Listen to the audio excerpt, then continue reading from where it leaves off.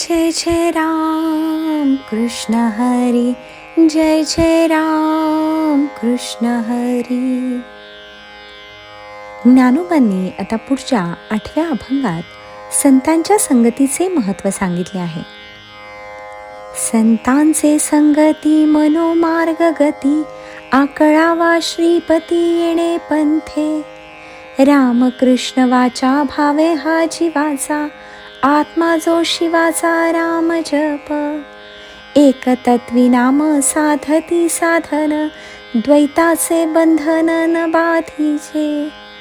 नामामृत गोडी वैष्णवाला धली, योगिया साधली जीवन कळा. सत्वर उच्चार प्रल्हादी बिंबला, उद्धवाला धला कृष्णदाता. ज्ञानदेव म्हणे नाम हे सुलभ, सर्वत्र दुर्लभ विरळा जाणे. हरिमुखे म्हणा हरिमुखे म्हणा, पुण्याची गणना कोण करी. संतांचे संगती मनोमार्ग गती, आकळावा श्रीपती येणे पंथे. ज्ञानोबा हा उपदेश आपल्या भक्तांना करतात, कारण ह्यामध्ये सगळे संतांच्या संगतीचे वर्णन आहे. ज्ञानोबा म्हणतात, हे माझ्या भक्तांनो, हे साधकांनो, तुम्ही काय करा तर संतांची संगत धरा. त्याने काय होते तर संतांच्या संगतीने मनोमार्ग गती. संतांच्या सत्पुरुषांच्या संगतीने आपल्या मनाचा जो मार्ग आहे त्याला गती मिळते. मनोमार्ग गती. कोणती गती त्याला मिळते तर परमार्थाची गती मिळते. म्हणून नेहमी संत संगती करावी. संतांच्या संगतीने आपले मन त्या परमेश्वराच्या मार्गाकडे लागते, परमार्थाकडे लागते. मन वेगाने त्या परमात्म्याकडे जाते. मग काय होते तर आकळावा श्रीपती येणे पंथे. तो श्रीपती, तो भगवान श्रीकृष्ण, तो भगवान आत्मदेव आकळावा म्हणजे प्राप्त करावा. या मनोमय मार्गाने आपण त्या भगवंताला, आत्मदेवाला प्राप्त करावे. ज्ञानोबा म्हणतात, तो श्रीपती आकळावा म्हणजे जर त्याला प्राप्त करायचे असेल तर त्यासाठी काय करायला पाहिजे. श्रीपती म्हणजे श्रीचा पती. श्री म्हणजे वैभव, संपत्ती, ज्याच्यामध्ये सर्व भरलेले आहे असा तो आत्मा. त्या आत्मराजाला प्राप्त करावे असे जर वाटत असेल तर आधी काय करायला पाहिजे, सुरुवात कशी करायची हे जाणून घेतले पाहिजे असे ज्ञानोबा म्हणतात. ज्यांना काहीच परमार्थ माहीत नाही त्यांना सुद्धा ज्ञानोबा हेच सांगतात. संतांचे संगती म्हणजे त्यांना संत संगती लाभली पाहिजे. त्यांनी संत संगती धरली पाहिजे, कारण संत संगतीमध्येच सुरुवातीला परमार्थाचे थोडेसे आकलन होते. संत सत्पुरुषांच्या संगतीमध्ये राहिले पाहिजे, तरच आपल्याला त्यांच्या बोलण्यामधून, त्यांच्या वागण्यामधून, त्यांच्या विचारांमधून, त्यांच्या भावनांमधून परमार्थाचा थोडासा स्पर्श होतो.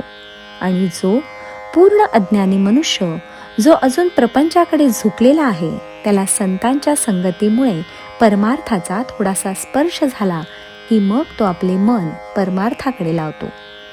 मुख्यतः परमार्थाकडे आपली जी सुरुवात होते ती मनाला त्या मार्गाला लावण्याने होते. मनोमार्ग गती. हा जो मनाचा मार्ग आहे त्याने त्या गतीने परमार्थाकडे जायला पाहिजे. आपले मन परमार्थाकडे लागले पाहिजे आणि हे संत संगतीमध्येच घडते. अन्य संसारी लोकांच्या किंवा अन्य माणसांच्या संगतीमध्ये राहून आपल्या मनाला परमार्थाची सवय कधीच लागणार नाही. ह्याच्याही पेक्षा म्हणजे काल ज्ञानोबांनी सांगितले की पर्वताप्रमाणे पातक करणे. असे जे पातकी लोक आहेत, पापी लोक आहेत, त्यांच्या संगतीमध्ये गेला मग तो मनुष्य साधा राहत नाही. म्हणून सर्वसामान्य माणसांनी संतांची संगती करावी. आणखी एक गोष्ट लक्षात ठेवा की संत संगती आपल्याला आपल्या पूर्वजन्माच्या पुण्याने लाभते. आपण काही पूर्व पुण्य केले असेल, मागच्या जन्मात काही चांगले कार्य केले असेल आणि याही जन्मामध्ये आल्यानंतर जर पुण्य केले असेल तरच ह्या पुण्याने ही संत संगती घडते आणि मग आपले मन परमार्थाकडे लागते. मग त्या मार्गानेच आपल्याला त्या आत्मदेवाची, हरीची प्राप्ती होते, श्रीपतीची प्राप्ती होते. आणि मग अंतःकरणामध्ये तो जो आत्मराज आहे त्या आत्मराजाचे भजन आपल्या मुखातून चालू होते. अशा मार्गाने तो जो भगवान आहे, तो जो आत्मराज आहे, तो आपल्याला प्राप्त करता येतो. अर्थात तो प्राप्त होत असताना हा जो मनोमार्ग आहे, हे जे मन तिकडे चाललेले आहे, त्यावेळेला तो मार्ग आपल्याला कशा तऱ्हेने पुढे नेतो ते ज्ञानोबा आता पुढील ओवीत सांगतायत. जय जय राम कृष्ण हरी, जय जय राम कृष्ण हरी.